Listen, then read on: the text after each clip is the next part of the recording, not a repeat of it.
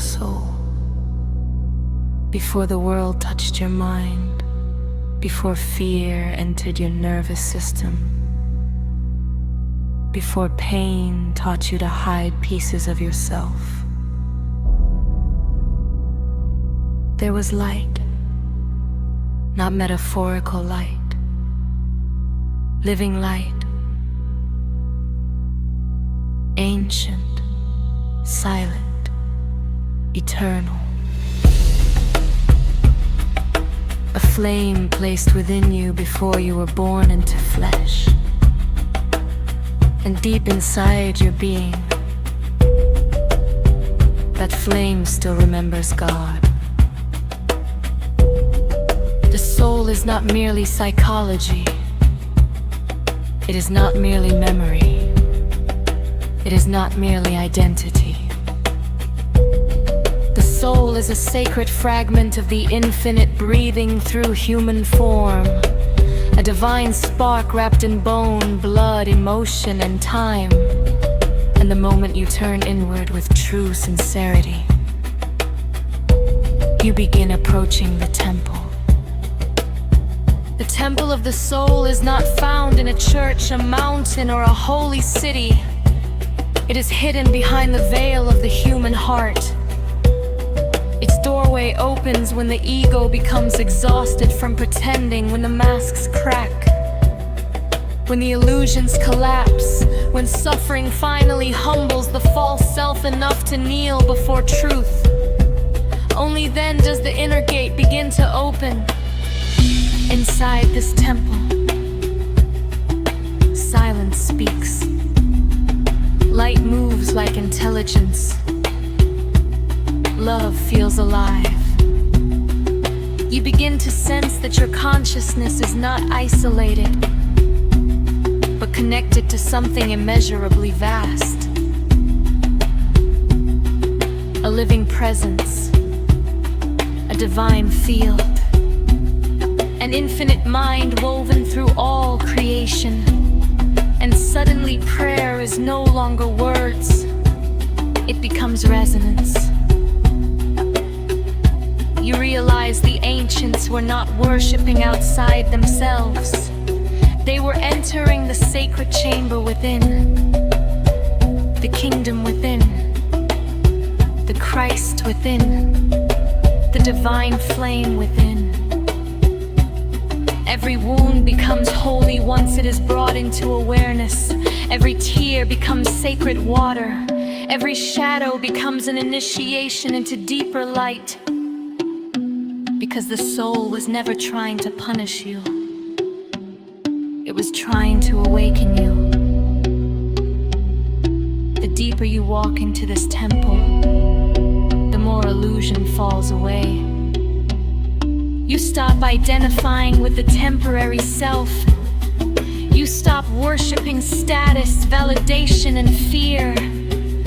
You begin remembering your eternal nature, not intellectually, but vibrationally. You feel it in your bones. You feel it in the stillness between thoughts. You feel it in those rare moments where time disappears and only presence remains.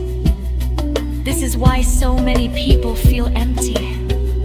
They have explored the entire outer world without ever entering the sanctuary within themselves. But once the inner temple opens, everything changes. You no longer seek God only above you. You begin discovering the divine moving through you. And perhaps that is the greatest secret ever hidden from humanity. The soul is not separate from the source. It is a doorway back to it. So enter softly. Remove the masks at the door. Lay your fear upon the altar. And walk inward like one returning home to the eternal. Because within you, there is a temple not built by human hands. And inside it, the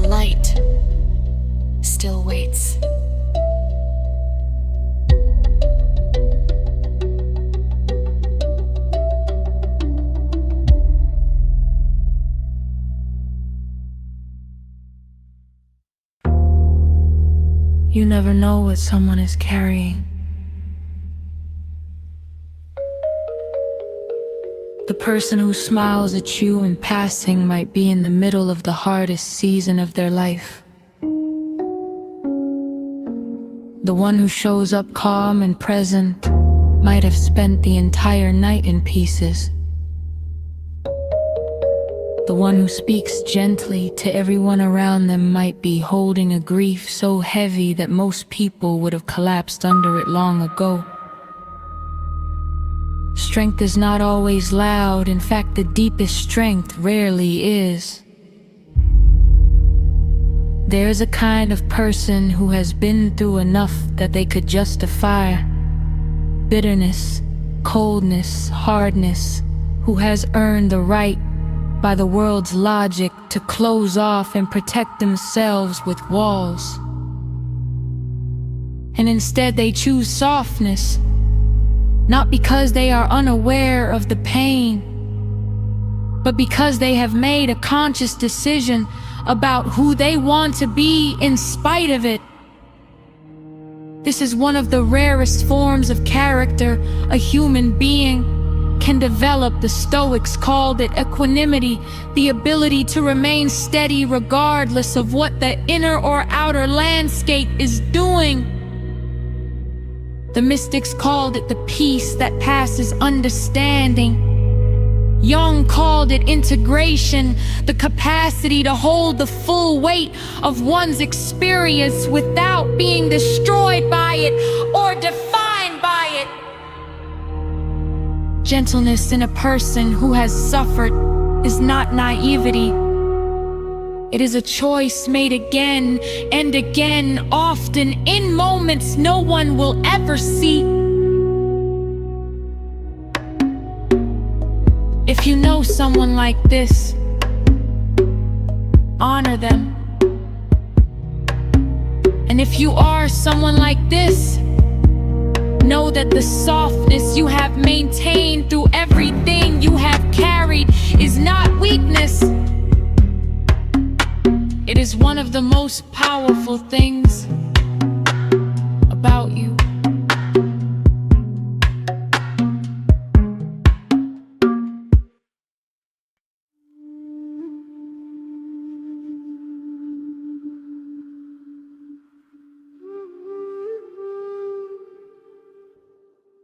At every moment after sorrow, His grace arrives anew. If this were not so, how could anyone endure affliction? Give me that wine whose intoxication leaves no regret after drunkenness. I desire no other wine.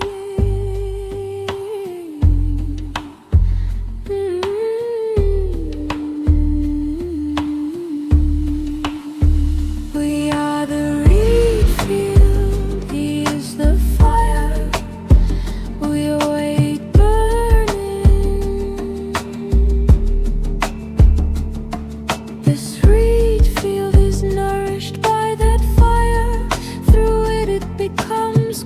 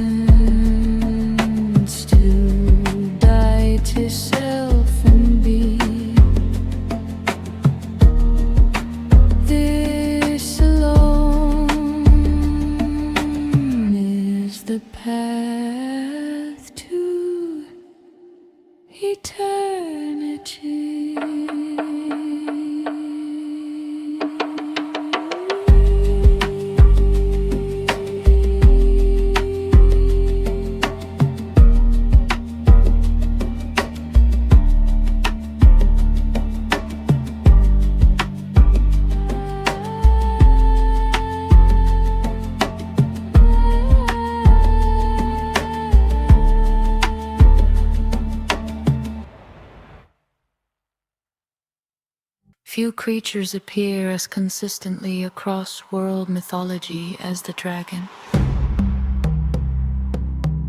Civilizations separated by oceans, languages, and centuries all told stories of immense serpentine beings connected to the oldest forces in existence. The dragon was not always a monster. In many traditions, it was something far older. A guardian, a creator, a force of nature itself.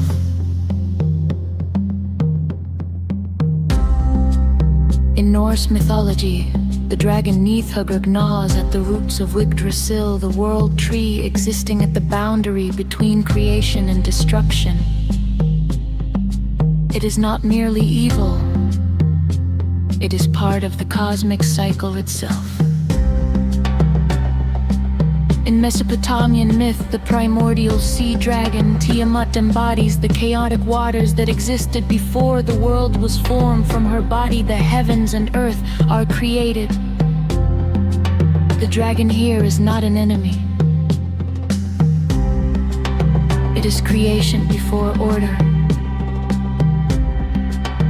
In Chinese mythology, dragons became symbols of wisdom, prosperity, reign, and imperial authority. Unlike many Western depictions, Chinese dragons were revered. They controlled rivers, storms, and the life-giving waters that sustained entire civilizations. What connects these myths is power. Dragons guard treasure not because they are greedy. The treasure symbolizes knowledge, secrets, forces that cannot be handed to the unworthy. In witchcraft and magical symbolism, dragons represent ancient wisdom, primal power, guardianship of hidden knowledge, transformation through challenge, mastery of elemental forces. The dragon often appears at the threshold between who you are and who you could become. This is why heroes encounter dragons before transformation. The dragon is the test, the obstacle guarding the next level of power. Dragon asks, what power are you afraid to claim? What part of yourself have you been taught to fear? What treasure lies behind the challenge you keep avoiding? The oldest myths understood something modern stories often forget. The dragon was never the villain. The dragon was the gatekeeper. Every great transformation begins when you stop running from it and step forward to meet its gaze.